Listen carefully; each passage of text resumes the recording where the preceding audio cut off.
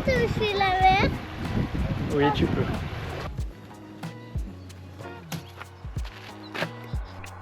J'en ai fait un sur la côte sauvage là l'autre jour, 2,4 kg. Salut les amis, sur la fin de la partie 1, je vous ai laissé sur un petit teaser où on me voit commencer à mettre la tête dans le trou, voir si je vais trouver mon homard et atteindre mon objectif. Vous allez avoir la réponse très bientôt, mais avant ça, je vous laisse avec une petite visite de l'île Berdère, si je me souviens bien, sur laquelle j'ai pu discuter avec des jeunes pêcheurs qui m'ont dit quelque chose qui a eu un grand impact sur ma deuxième journée de chasse.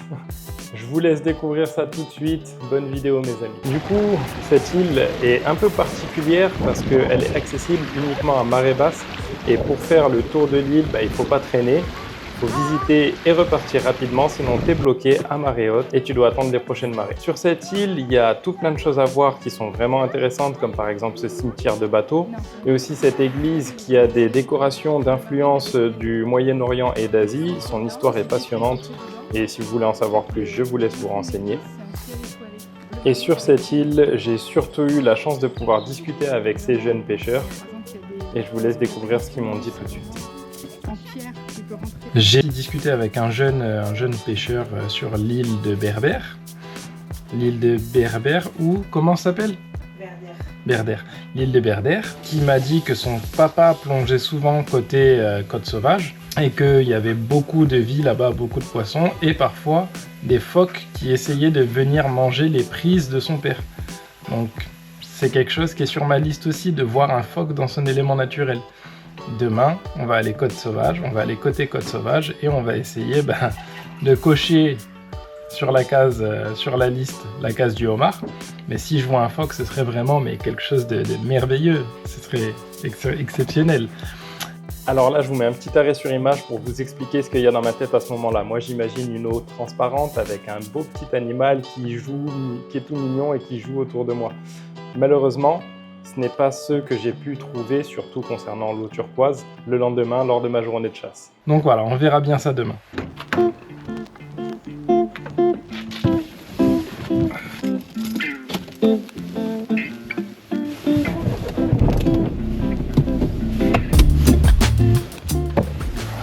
Hop là.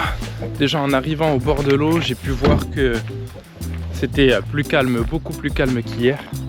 Bon, il y a quand même des endroits où ça brasse, mais bon. Et la seule chose là qui me fait un peu peur, c'est la visibilité. Je ne sais pas ce que ça va donner au niveau de la visibilité. On est à marée basse. L'eau, elle va commencer à monter d'ici, je pense, 1 heure. On va voir. Hop là, petit escargot, on t'esquive, on va pas te tuer toi. Par contre, si tu avais des pinces, attention à toi mon pote. Non, franchement, la beauté du paysage, c'est impressionnant. Impressionnant. Mais par contre, ici, il n'y a rien pour descendre. Il va falloir descendre du côté de la plage là-bas à droite. Du coup, je disais, il va falloir descendre du côté de la plage par là-bas et ensuite palmer. L'objectif aujourd'hui, c'est d'aller voir la pointe qui est là-bas. On va faire une petite trotte. Mais bon. Et ouais, comme vous le voyez, quand même beaucoup plus calme qu'hier.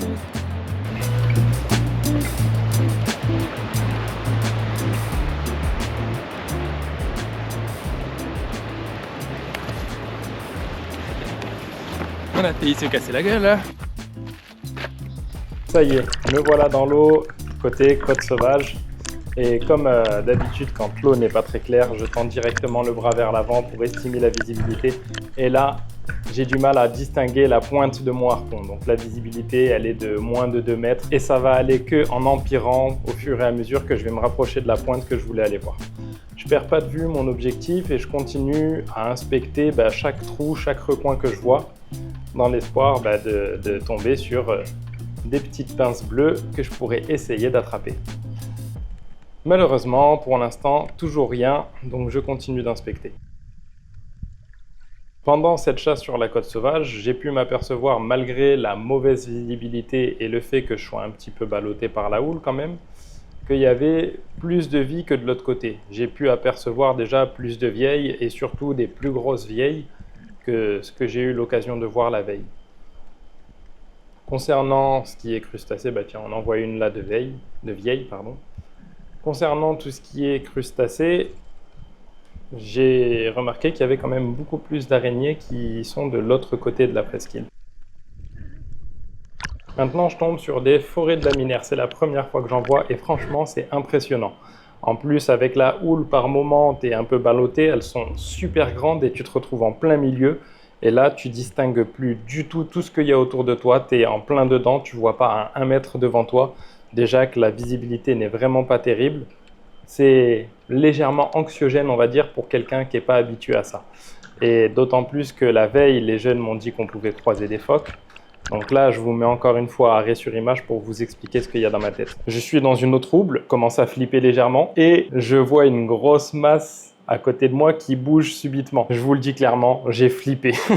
Du coup, je suis sorti de l'eau, essayer de voir si je voyais pas la tête d'un phoque qui sort de l'eau devant moi aussi. Et non, malheureusement ou heureusement, je sais pas, j'ai pas vu de phoque à ce moment-là. Et à bien y repenser maintenant avec le recul, je pense que c'était juste des laminaires qui ont fait un petit gauche-droite ballotté par la houle. Du coup, je sors de l'eau pour observer, je me fais trimballer par la houle et projeter un peu contre les rochers. Je décide de monter un peu plus haut pour continuer d'observer et réfléchir à qu'est-ce que je fais pour la suite. Plus j'avance de l'endroit où je voulais aller voir, plus la visibilité est mauvaise. Donc je décide tout simplement de faire ma flippette, d'escalader les rochers, de retourner à la voiture et je suis allé tout droit plonger de l'autre côté où c'était plus clair et plus calme. Du coup, me voilà arrivé de l'autre côté et là, je tombe dès la mise à l'eau sur un petit crabe qui est un peu particulier avec ses taches sur le dos. J'en ai jamais vu des comme ça. Si vous connaissez cette espèce de crabe là, dites-le moi. Parce que chez nous, en Méditerranée, on est envahi par les crabes bleus. Ils sont vraiment une pourriture qui bouffe tout ce qu'il y a dans les étangs à bouffer et qui font des gros dégâts sur les filets des pêcheurs. Donc là, voilà, je ne sais pas si c'était la même espèce, j'ai pas l'impression, je ne connaissais pas cette espèce, je ne l'avais jamais vue. Voilà, dites-moi en commentaire si vous savez ce que c'est. Une fois de l'autre côté, du coup, on ne perd pas de vue l'objectif de la mission. On s'est calmé, on a un peu moins peur, l'eau est un peu plus claire. Je continue d'inspecter les trous et je tombe nez à nez avec qui ? Eh oui, le copain qui m'a fait une petite frayeur aussi pendant la première vidéo. Cette fois-ci, c'est à mon tour d'aller l'embêter un peu. Après ça, je rejoins un plongeur avec qui j'ai discuté pendant que je me préparais pour aller me mettre à l'eau. Il était super gentil, mais je lui ai pas demandé l'autorisation, donc je vais quand même flipper son visage. Hier, j'en ai fait un aussi, un petit. Ah, le gros, il est beau. Ah ouais, j'en ai fait un sur la côte sauvage là l'autre jour. 2,4 kg il faisait. Ah oui. Elles étaient toutes bien pleines là, vraiment, ça va aller. Et là, il se décide à m'amener voir quelque chose dans un trou qu'il a repéré et qui pourrait m'intéresser. Donc avec grand plaisir, je le suis pour aller observer dans ce trou. Et là, je tombe nez à nez avec un joli, mais vraiment très beau congre.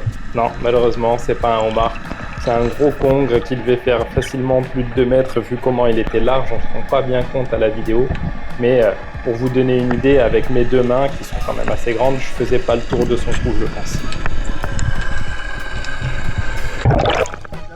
Ouais, il est beau. Il est gros. Ouais, il est gros. Bon. On va continuer. Du coup, les araignées, dans la zone par ici, Ouais, un peu partout. j'ai regardé par là-bas, proche de la petite île, j'ai rien vu. En général, elles sont entre le sable et la roche, tu vois. D'accord.